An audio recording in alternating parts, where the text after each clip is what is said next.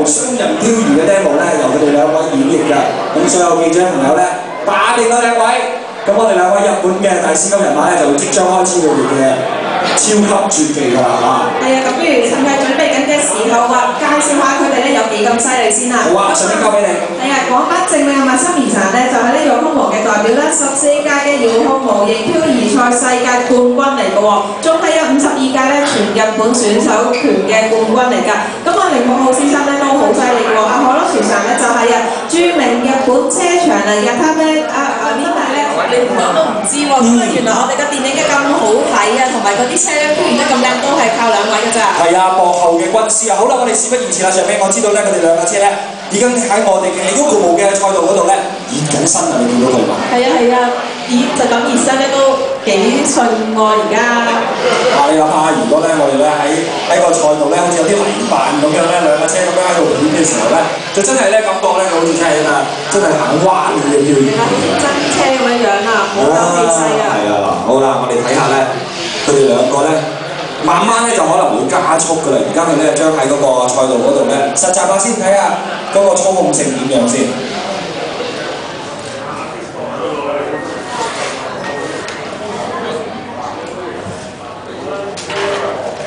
其實咧，即係呢啲遙控車咧，要玩得開心咧，其實咧係真係需要一啲，除咗要心思啦，同埋咧喺玩嘅時候咧，我見到佢哋咧真係不辭勞苦咁樣去搬下呢樣啊，或者要砌下嗰樣啊，為咗咧就係嗰個可能個彎入得靚啲啊，或者漂移嗰個感覺好啲咁樣嘅喎，係咪？係啊，同埋咧唔知咧，好似咧原來呢啲模型車入邊咧有好多唔同嘅零件用咗嘅話咧，都可以令到架車更加犀利㗎。呢個我都有聽過，即係例如啲咩啤令啊，即係同埋有好多嘅配件咧。咁而家自然發展到咧好多咧，就將嗰個車身或者有啲零件咧，就偷輕咗佢喎，聽講係。等架車咧，即係嗰個平衡力啊，或者個重量咧，都能夠即係有一個適當嘅改善啊咁樣嘅。咁輕啲啊，當然啦，會漂移得快啲同埋靚啲啦。其實咧喺漂移呢一方面咧，我諗咧嘅模型車咧就唔會話太過即係講求一個非常快嘅速度喎，會唔會咧？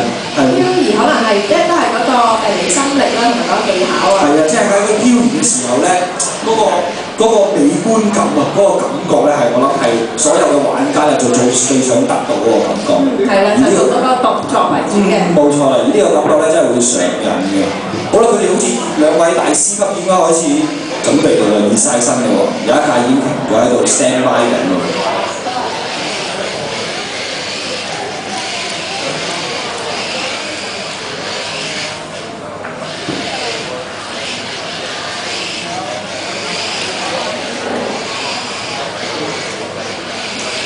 其實上邊啊，我哋咧就叫做行外人啦。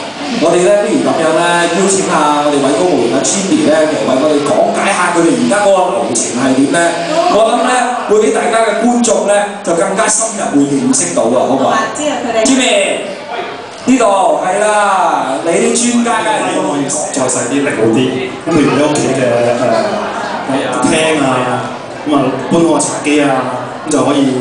打兩個路點仔咁就可以打俾OK，咁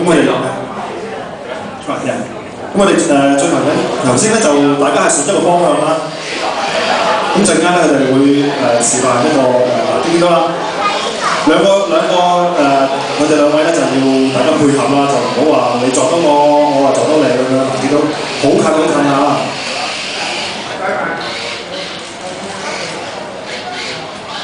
我記得一上去頭先佢哋玩嗰個大家唔同方向一齊漂移嗰個合作性咧好強。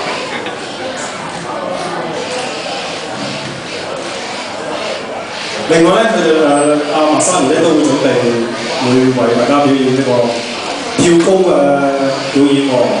唔係個人跳高啊，係個車跳高啊。咁咧，我哋想準備好嘅話都可以。示範俾大家睇遙控車點樣跳高法，好唔好？呢樣我真係未睇過喎，遙控車跳高。精彩啊！精彩可以俾啲掌聲支持下我。俾啲掌聲俾你好嘛？頭先咧睇佢哋好合拍喎，佢哋兩架車平排咁行嘅喎。冇錯，連腳趾都可以控制遙控車啦，仲有啲乜嘢唔合拍先啊？張子真係真係而家唔係，我哋逐個嚟啊！做過嚟。而家咧，首先咧就俾大家睇咗頭先阿 Jimmy 話有一個將個車吊起嘅喎，係嘛？係啦，冇錯。咁我哋需唔需要 set up 一下？我哋要準備一下。